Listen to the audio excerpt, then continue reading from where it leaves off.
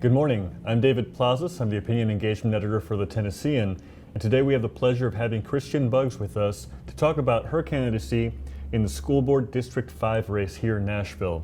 We've been meeting with candidates throughout the week, and we'll be having a whole series of meetings next week, so we hope you enjoy. We look forward to your feedback and your questions, and Ms. Buggs, thank you so much for joining us today. No problem, thank you. Tell us a little bit about yourself and why you're running. Sure. So, as I said last night, I'm a Nashville native. I graduated from MLK in 2003. Went straight to Tennessee State, where I earned a bachelor's of science in physics. But while I was there, I had this great opportunity where I interned with NASA. It was the Jet Propulsion Laboratory out in Pasadena, and it was a wonderful experience. But I immediately noticed that there were not very many minorities, even fewer women, dealing in every aspect of STEM that was out there. So I kind of questioned that, talked to my mom, who was a teacher at Belshire Elementary at the time. Came back to Nashville, just kind of tutored in her classroom, began tutoring with the MNPS reading clinic, just kind of involved myself a lot of different ways in education, you know, just working with kids. And I realized that students are brilliant. They literally will soak in everything, but many of them just hadn't been exposed to the sciences and the math and, you know, just the STEM the way that I had. So decided I was going to go ahead and get my master's, get certified to teach, and I began working at Smithson Craighead Academy. It was, you know, one of the first charter schools in Nashville, and it was the first year that the middle school opened.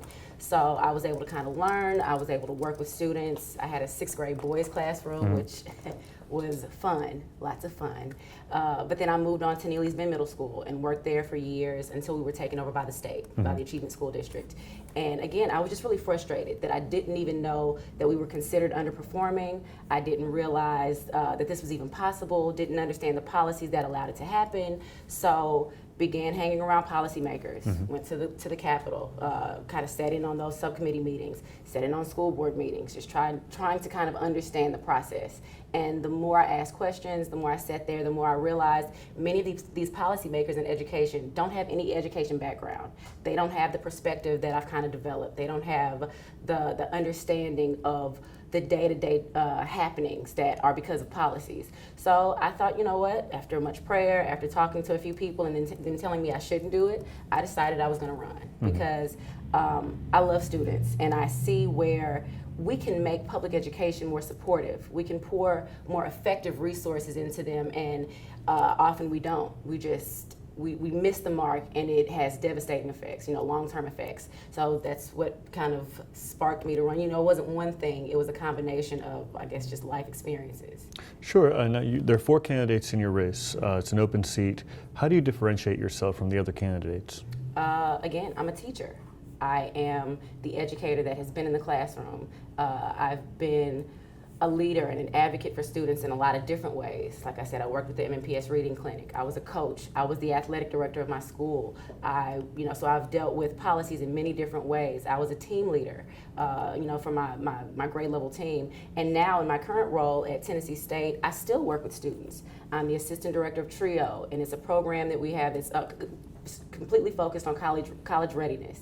We help the students, you know, many of them are first generation, low income students, so they just really don't have the understanding of what it's gonna take to not only get to college, but to get the money to pay for it and to have some longevity, to really graduate. So I'm in, you know, schools like Stratford, Bailey, Whites Creek, Maplewood, Graymar, Jerry Baxter, Pearl-Cohn, McKissick. We go into those schools and I'm working with math teachers. I'm doing pull-out groups. I'm sitting in some of the math classes. Shout out to my teachers that have allowed me to sit in on their classrooms. I really appreciate you. I'm always involved with students. So yes, I think that's what would separate me. Hi, sorry, I was late. It's like, okay. Traffic. No worries. We know we just got started talking about why Ms. Buggs is running, and also the whole notion of differentiating herself. One of the things that was interesting from the forum last night was the discussion about charter schools.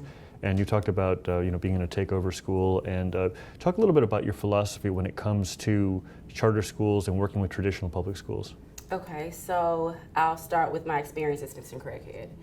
I had the opportunity, since we were in our first year, to see things being built from the ground up.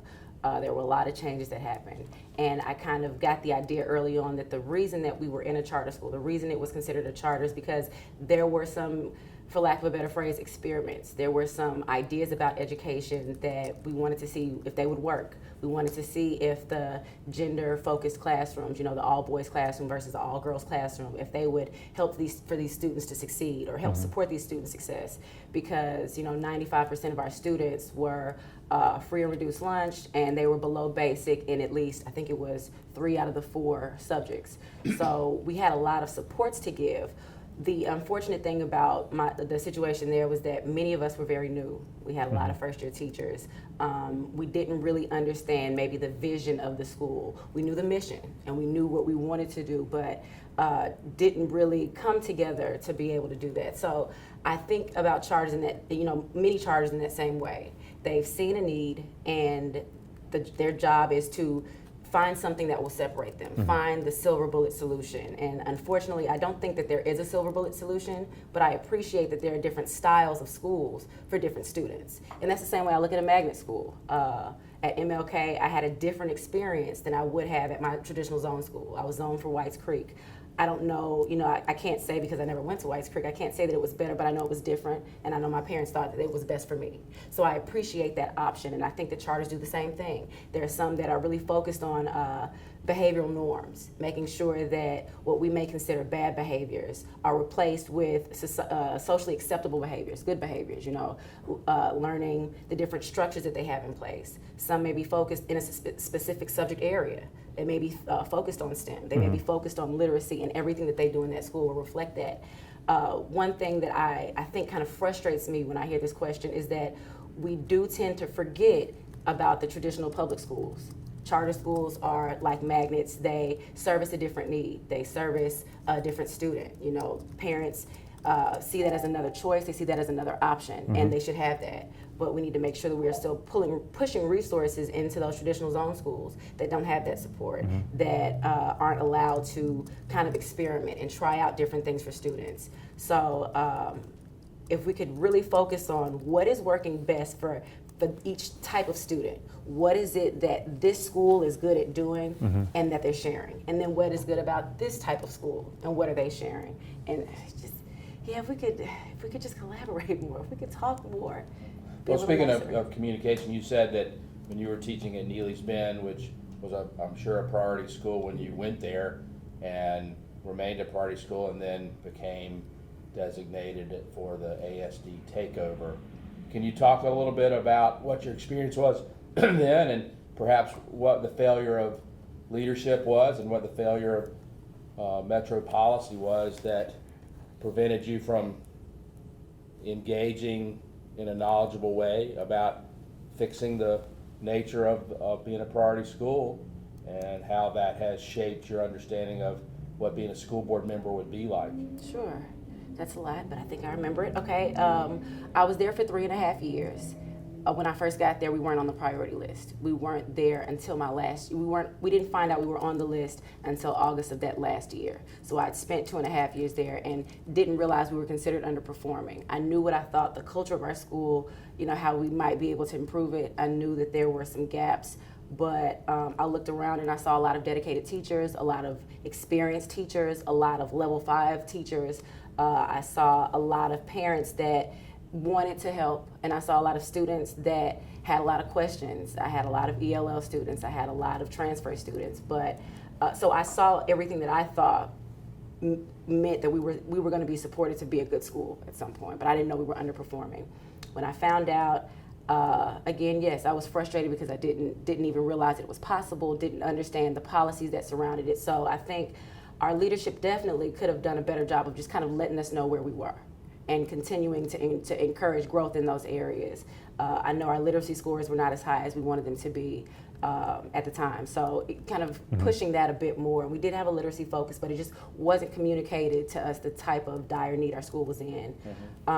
Where the ball dropped with policy, I'm still going through those policies to try to figure out. I know that parents really had no say and they had no understanding. I'm still trying to kind of wrap my mind around what that would look like. How do you create a policy that explicitly, demands that parents, teachers, students, any other stakeholder be advised or, have some kind of say in this?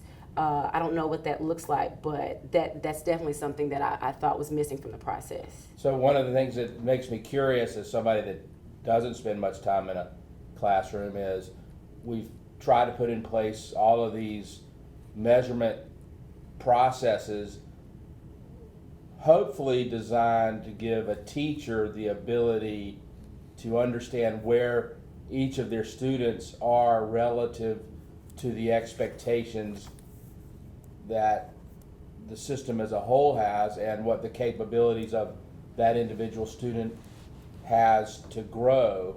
And I'm just curious as to, are those not effective ways to give teachers the tools to understand where their students are on the trajectory to satisfactory and high performance? Or is there a different problem with the tools that we have tried to invest in to give teachers the ability to improve the performance of the students under their care? Okay, we'll start with the assessments, because we do have a lot of measurements, a lot of tests, and very often, I would even go so far as to say more often than not, we don't get the scores back from those quickly. So they can't improve instruction because we haven't received the feedback. And when we do, it's in a very rushed way. We already have, the teacher-made assessments that we develop for students to track student learning and see where holes are. We have some maybe school-wide assessments, some schools do to make sure that we are making progress. But then on top of that, we have the mandated tests. So very often that state or locally mandated test is just kind of, given to you give it to your students, you send it back, and then it's, on to the next test.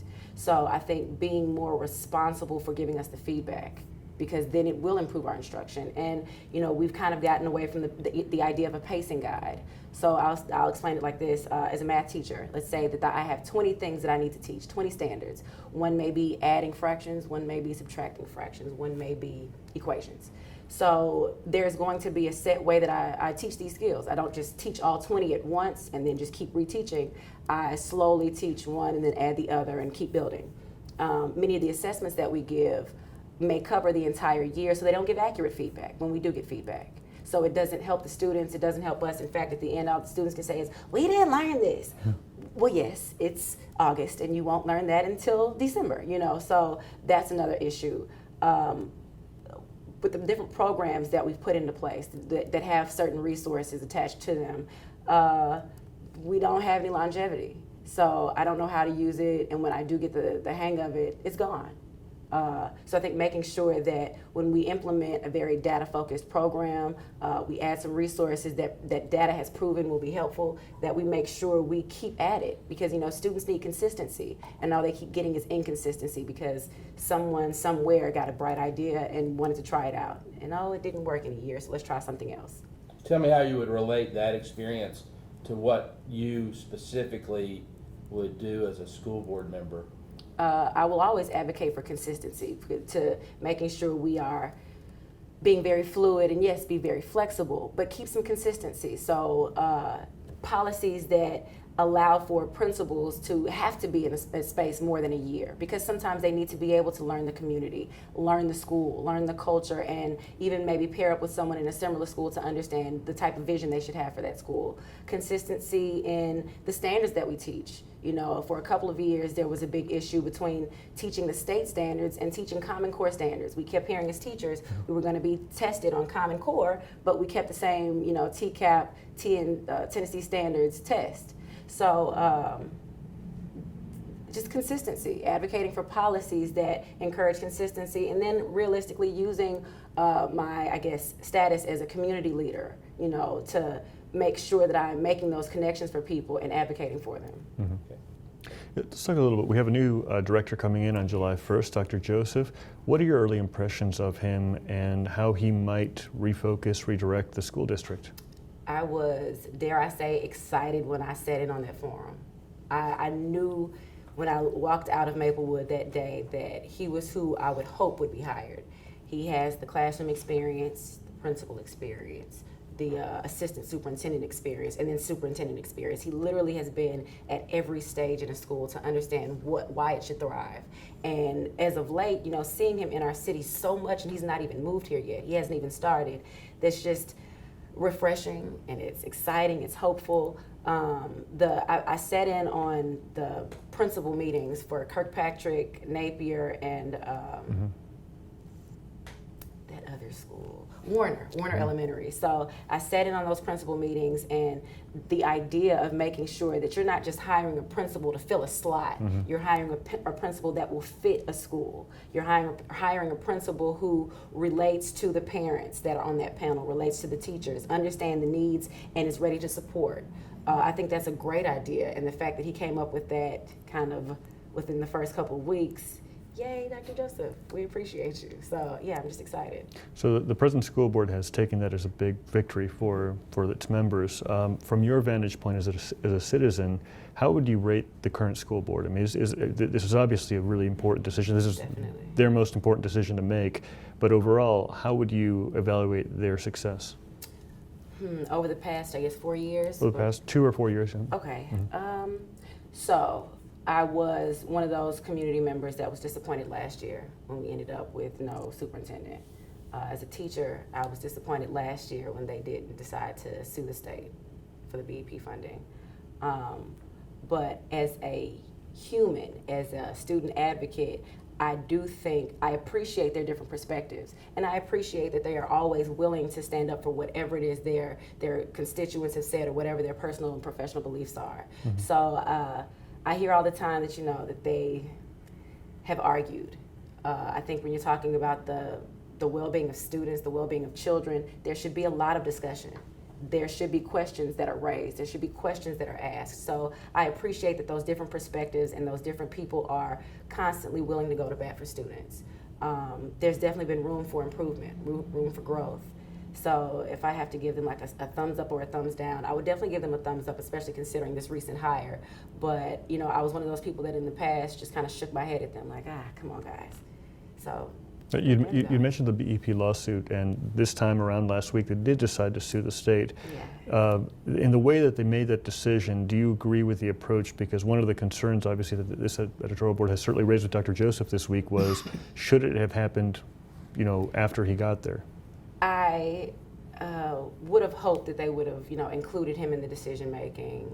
I guess the longer that I'm on the campaign trail, the more I understand politics in both a good and bad way. The more I understand that sometimes you just need to keep, you don't need to burn bridges. You need to keep I guess, alliances for lack of a better phrase. But from the very beginning, I wanted them to sue. And the fact that they had a nice majority to go ahead and vote to sue, I appreciate that also. So why did you want them to sue? Again, because as a teacher, I know what it looks like to be in a school that doesn't have resources, that doesn't have enough money to pay for pencils or paper, literally, that doesn't have access to technology. Let's say that we had 500 kids at Neely's Bend. I don't know that we had 250 computers, if that. So I know that our schools need to be fully funded because they do need resources. Our students need resources. Yeah, we need our money. So in that understanding of we need money, we in the last 2 years we've been the school system has moved towards a student-based budgeting process. They submitted a budget request to Metro. They got $10 million less than they asked for. They got $3.7 million less than they anticipated from the state. Can you give us your assessment of that budget process and what you understand about how we're budgeting for paying for education? You mean $87,000 with the student-based budgeting or just creating a budget? Well, what's your impression of the student-based budgeting process? Is it a good one? What's your understanding of this most recent budget process and the reaction that we had to the various funding agencies and how much they funded the system for? Okay, we'll start with the student-based budgeting. The idea that a school is going to function off the specific amount of money that it needs for each individual student. I had to explain this to a friend of mine last night, that let's say that I'm a student that is on the spectrum of autism. I may get an additional 5% that will go with me to my school. And let's say that I leave my school and you instead go to my school and you don't have any extra need, then only your amount of money will go to that school because that's what you need. So I appreciate that we're kind of taking that out of central office's hands and making sure that, you know, schools who need more or even need less, that they are getting what they need.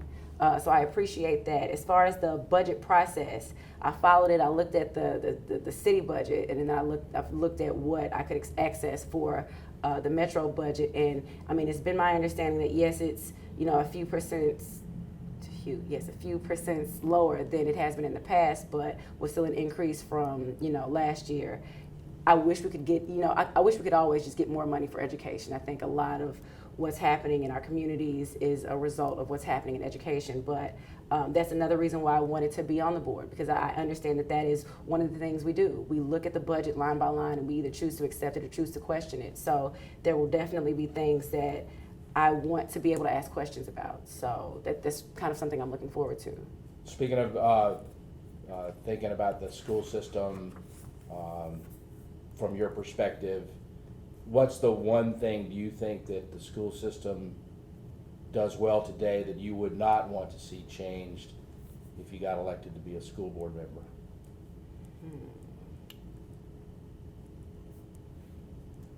This is one of those, it's a good idea. I wish we would do more with it, but it's still good. The literacy initiative, the idea that we can focus on one particular thing and make some good growth happen. Right. I mean, I know many of our students are still definitely reading below grade level, but I appreciate that these programs have added to that growth significantly. You know, for us to go from a 1 to a 5 is a big deal. That's a really big deal. So definitely that type of laser sharp focus. The literacy programs need to always be there, but now I want us to replicate that in other ways. Right. You know, have that same type of focus. Well, I think that that's probably logical, but you're a math teacher and you're advocating reading. Well, because, you know, very often I would have, you know, some English language learners, some of my ELL students that came to Neely's Bend not knowing much English, if any. But they were math whizzes when you gave them strictly computation. So when it came to a test, they would still test below basic. Right. Because there are so many word problems. There's so much reading that has to happen for you to be able to solve that problem. So I understand the need to push literacy because it really does encourage success in the other subjects. Great, well said. And then conversely, what's the one thing that if you could fiat it today that you would change? So I have to give, okay, one. Just one, yeah. You know what, I'll say this, celebrating our students. I know that may sound a bit corny, but really, we have students at Stratford that received national recognition for their robotics lab, you know, for the things that they are doing in the STEM. We don't celebrate these things. We focus so much on what people consider negatives in public education, and I just don't have the same view. I've been in what are considered underperforming schools, not just Neely's Bend, but many other schools in Metro, and there are great things happening. Mm-hmm. There are great teachers there. So making sure that every day, we should be putting something on the news about our students because they really are thriving. You know, they really are coming to us from kind of dire situations, but being made into even more productive citizens. They are happy when they come to us. We are happy when they come to us. So celebrating them, yeah. Thank you. How do you see the parents' role in working with the students and working with the school system, and how could you as a board member help facilitate that? Because one of the things that we hear constantly is that in some cases parent engagement is fundamental. Mm-hmm. You know, you talk about adverse childhood experiences, and how do you perceive that, and how do you address that situation? Well, definitely. So I'll say again, I have 7 little brothers and sisters, not all in the same house, but you know, so my parents divorced when I was young, 2, I guess, different sets of siblings, but I was able to see in both houses how their kind of engagement with us, their constantly kind of breathing life into us and teaching us and questioning us and pushing us, how that developed all of us. You know, I would dare say that all 8 of us are going to be very successful, and I think that was because of my parents. And then I know that there are situations where parents just may not be as involved academically or may not even be savvy enough to navigate the system, so they're not able to provide those supports, and it's reflected in the students. The students come to school with the same or at least a similar attitude towards academia or just towards life. So I definitely agree that parents are the first teachers. They are, they provide the first classrooms. Their engagement is critical. But from the board, I've sat in on a couple PAC meetings, the parent advisory clusters, and just talking to those parents, and they have such great ideas and they want to help so badly, but no one is reaching out to them or reaching back to them. So they're having these meetings, they have good feedback to offer, they have good concerns to raise, and no one is being held accountable for those concerns. The same with, the teacher and the student advisory council. So I think just making sure as a school board member that I really listen to what parents are saying, and, that both as just a community member and as a community leader, and be able to take these concerns back to Dr. Joseph and, say, well, what are your thoughts on this? How would you want to move forward? These are what they've said. What are we going to do, and how can I support you? Mm-hmm. Dr. Joseph assigned, he says he just suggested that the school board read Leadership and Self-Deception from The a Arbinger group Institute. that he's been working with for quite a few years, 10 years or so. Have you read the book, and what you think about it? So I'm about 2/3 of the way through, and if he has a Lou meeting with me, I'm going to be very excited, because the book is all about self-deception and pulling yourself out of the box. And I was definitely in the box. I mean, I am Tom. I was in the box. I think about, my relationships in a lot of different ways, and I've definitely been part of the problem. So I think that I appreciate that he suggested that, because it does just kind of have my mind whirling. Now, even after, getting this far into the book, am I out of my box? No. I mean, I think it's going to be like a kind of a daily struggle, kind of remind myself when I wake up in the morning and drink my coffee, okay, we are out of the box today. Don't, see yourself as a problem, So it's such a very basic idea to, as a leader, to make sure that you are not causing problems subconsciously. But I needed to read it, so yeah. Well, if it's any comfort, he told me yesterday that he is in his box every day. Okay. He works to get out of it. Whew, okay. So one of the things to tie back into your thing that we think that we're doing well as a school system is Laser focus. well, also just the fact that gives the school board and the director a shared vocabulary about behavior and about change and about organizational culture. And I'm struck by your background as a teacher in the sciences and seeing reading as the best thing or the most important thing that the school system is doing well and would like to do better.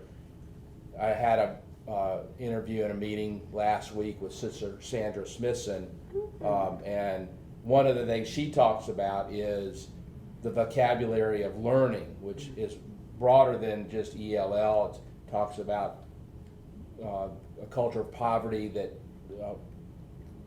in essence, prepares students with a vocabulary that is not suited to learning.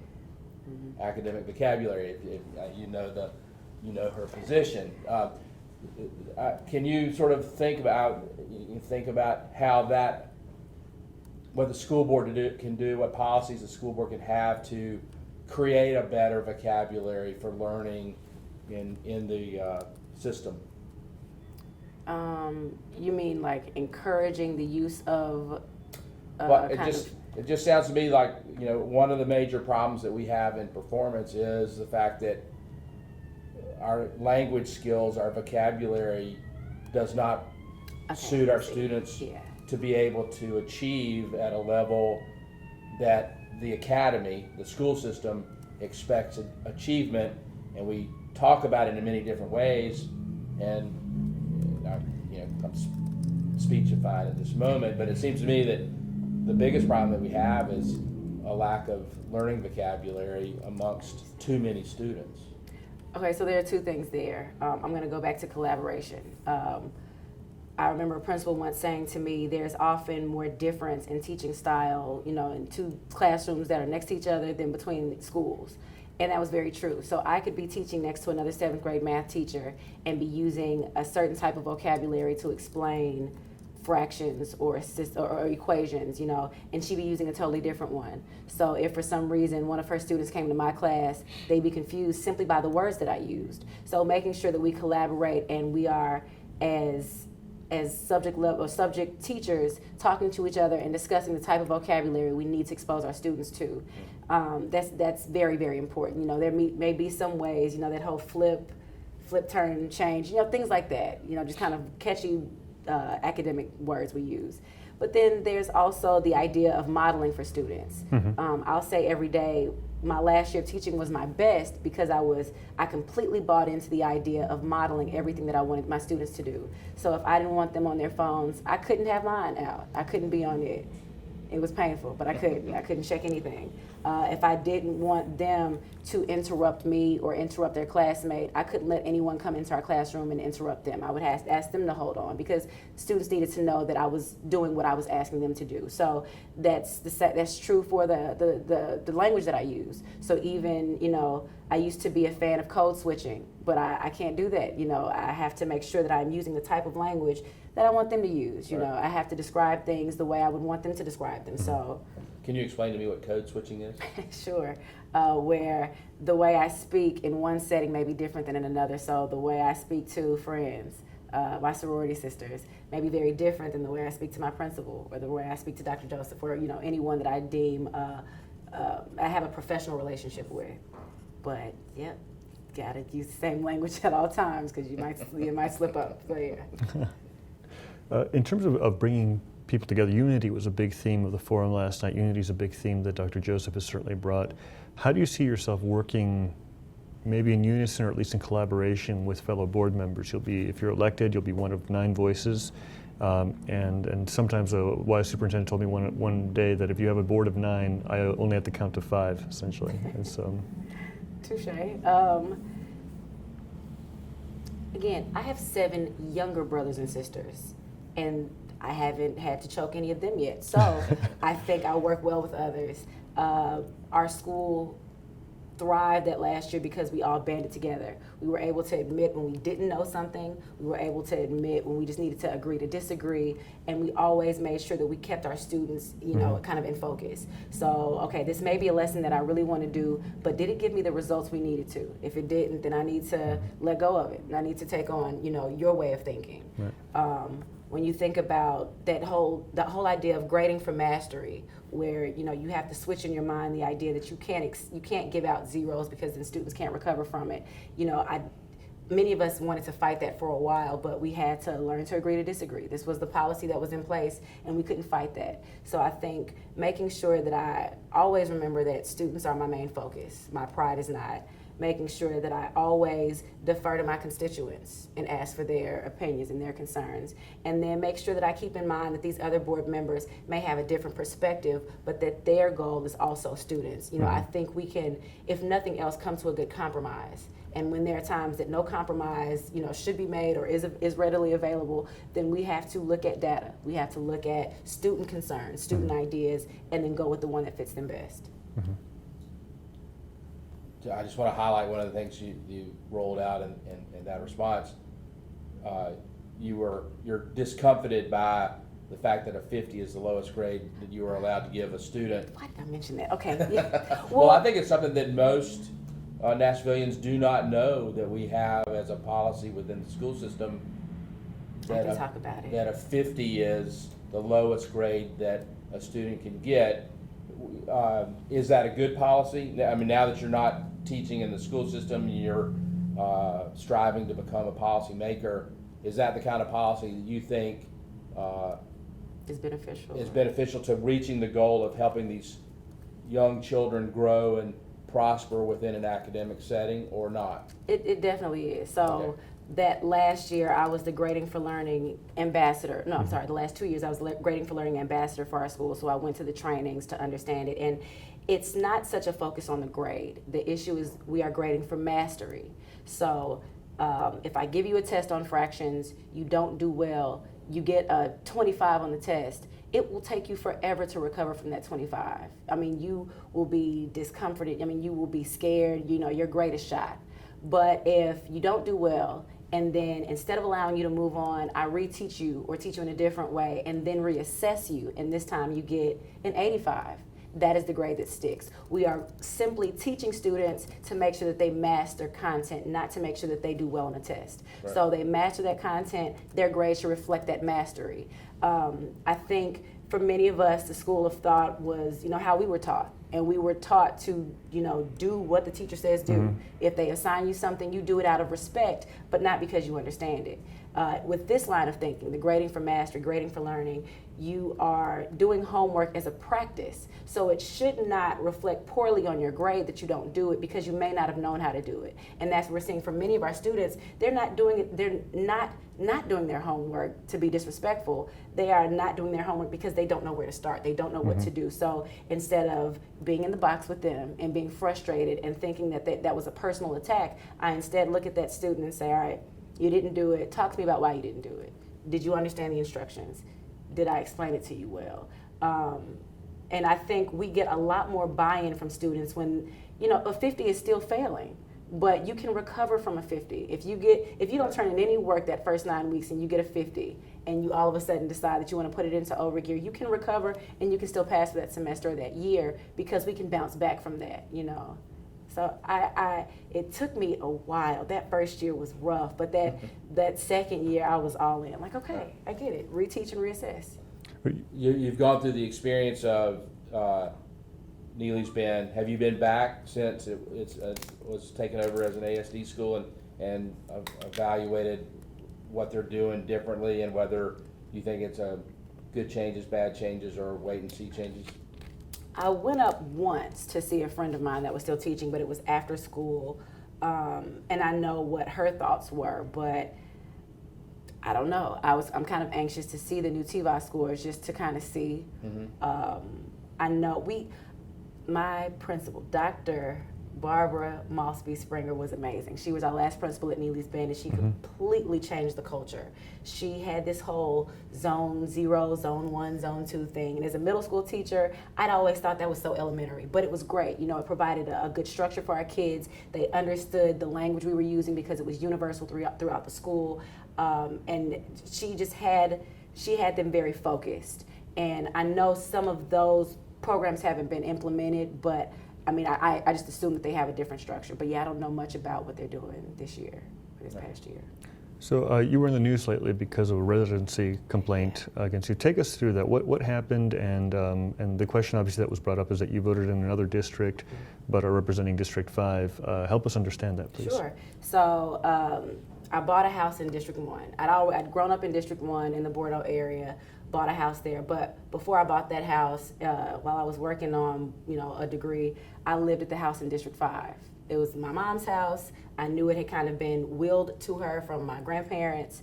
Didn't realize that my name was on the deed. Didn't know I was part owner. I'm excited about that. But so I was living in the house.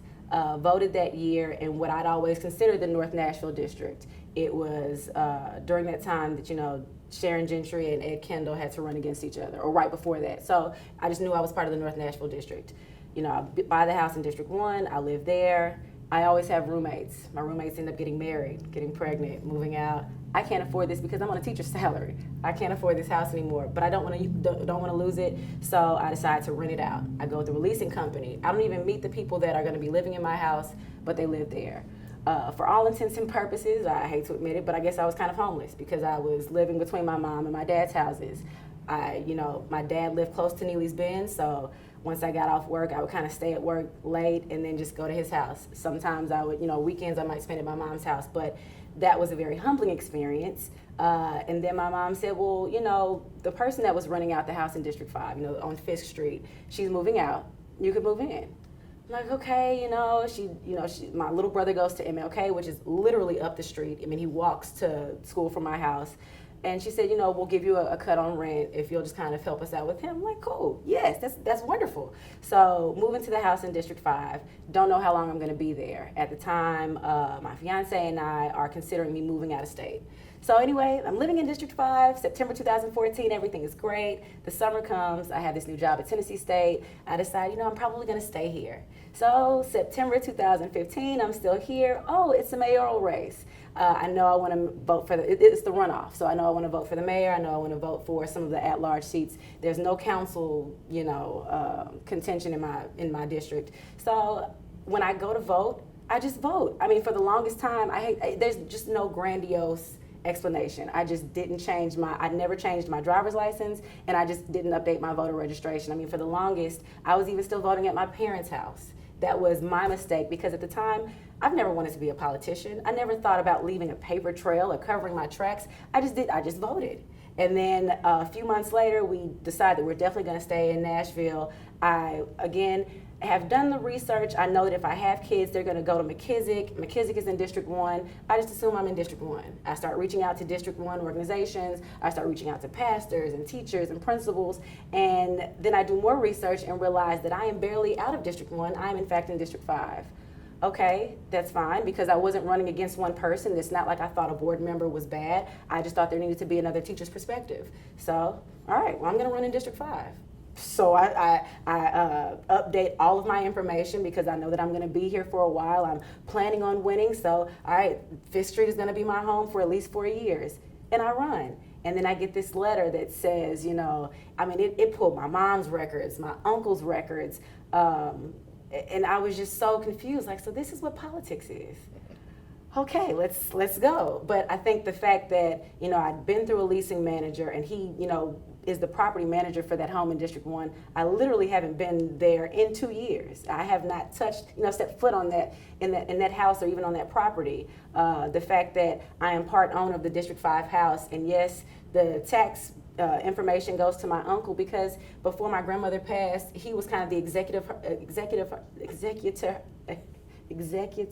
of her estate. So he took care of all of the paperwork. It was one of those messy situations that just looked so much worse than it was. I was just someone that wanted to vote and thought I was gonna move. And we should note the Election Commission threw out that complaint. They did, unanimously. Mm-hmm. Can you tell us about the person that you admire most and why?